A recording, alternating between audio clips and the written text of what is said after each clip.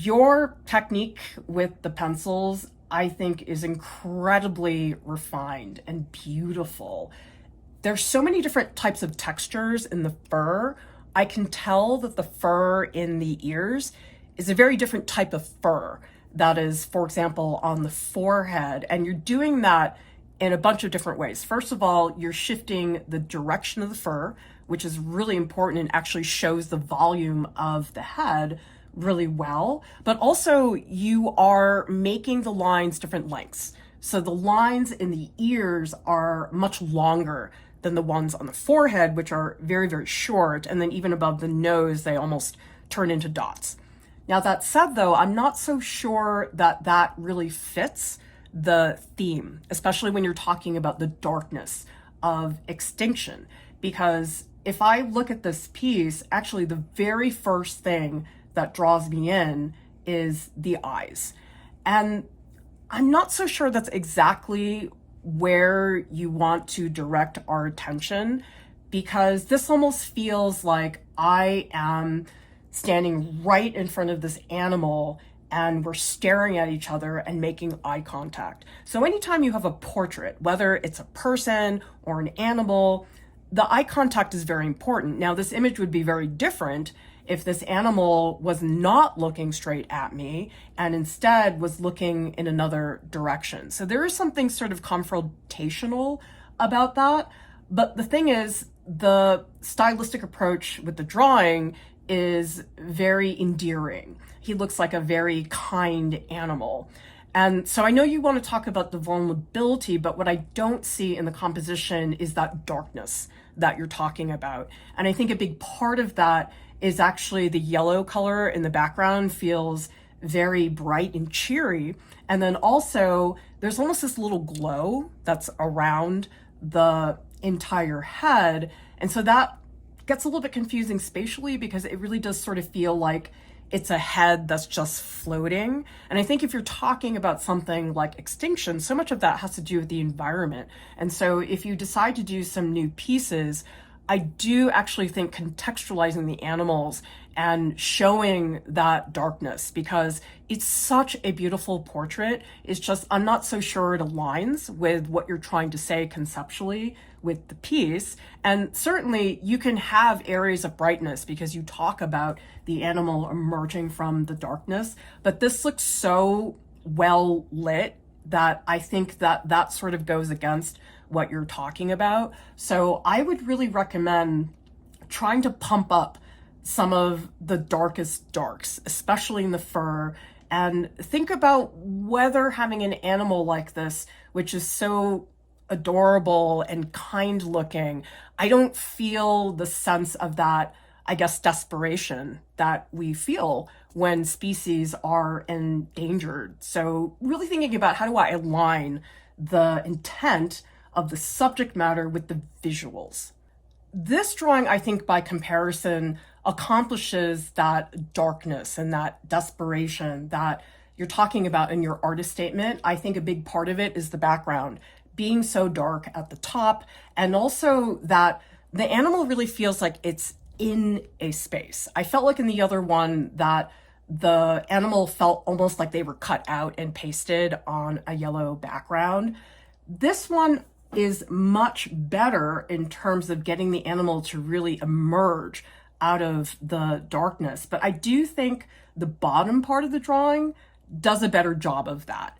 Now, the top part of the drawing, you filled it in all black, but I do feel like there's a flatness to that black. And so actually, even if you want to have a background which is very dark, chiaroscuro background, like what Caravaggio, Baroque Italian painter, would have done, it's still important to have some degree of variation in that black, because if you don't have that variation, what ends up happening is it looks almost like a backdrop. And so if you have a couple sections where it gets really, really dark, you may even need to get actually another type of charcoal, because depending on the charcoal you have, sometimes you're not getting the richest black you can get. So you may need to pick up some compressed charcoal. I'm not sure exactly what you're using in that top area, but it does feel a little bit gray.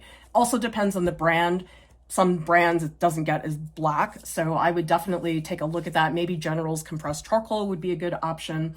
But the bottom is much better because I really feel like the transition from the hair into the background, it's very gradual. Now at the top, there's sort of a similar thing where I feel like there's this little white glow of a halo on the top, and that really separates the background from the animal in a way that I think sort of cuts the animal off from that background.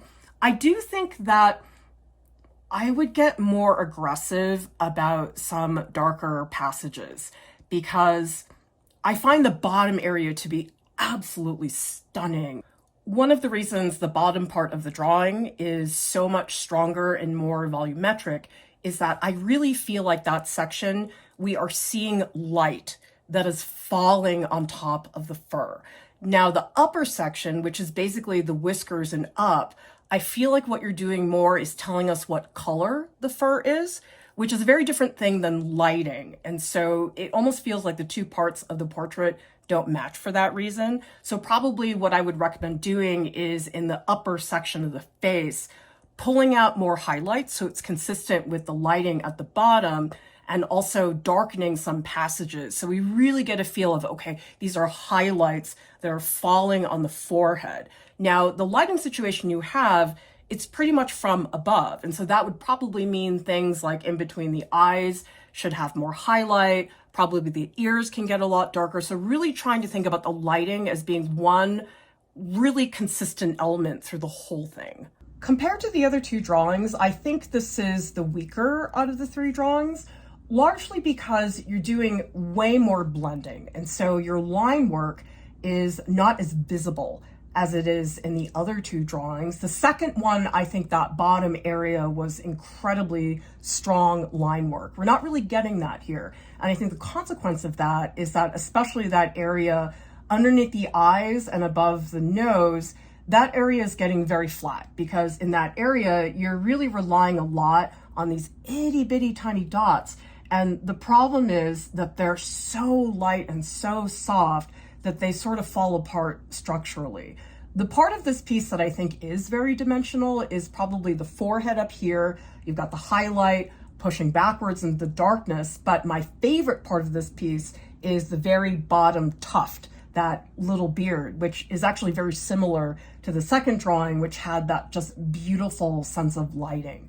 And so this is a piece where I think you've got too many highlights. I think because the highlights are distributed everywhere, they start to feel a little bit more ordinary.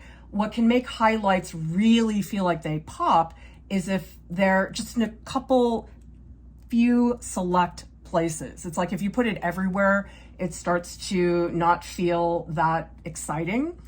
The other thing is I'm not so sure about the color. I think the way you're using color is quite different between all of the pieces. It seems like sometimes it's in the background, other times it's in the eyes. And I just don't think you need the color in the eyes to draw that much emphasis, because the thing about eyes is people oftentimes see the eyes as being the focal point of a portrait. But the thing is, this work is not about us having a staring contest with an animal. It's about us really having empathy for these animals and their situation. And I think here, probably what would give us that is for the eyes to maybe be more expressive. I mean, of course, it depends on the animal, but the thing is, sometimes the more detail that you add to eyes, it's almost like they become a little bit more sterile looking because it becomes so much about just the visual description of all those details. And so you'd have to get a better reference photo, but I actually think if you could make the eyes feel less like they're just being described and to really show us, okay, is this an animal that's very worried, or is this an animal that feels very threatened, that the eyes could be very expressive of your topic. But right now they're just so hyper realistically detailed that I think it's not really doing that. And I know you did mention in your artist statement that that was not what you wanted, that you didn't want it to be so hyper realistic, but you still wanted it to be realistic enough that we could still know that they were drawings. So I would say you can really pull back on the details. I don't think you need the details as much as it may seem. And you might think about doing these as black and white drawings, or even black and white with some earth tones or something like that. But I think when you're isolating the colors to one specific spot, it almost makes the black and white less exciting. So thinking about ways that the color is more evenly distributed, because especially the pink of the nose, that pops out a lot. And I'm much more fascinated by the other sections with the line work.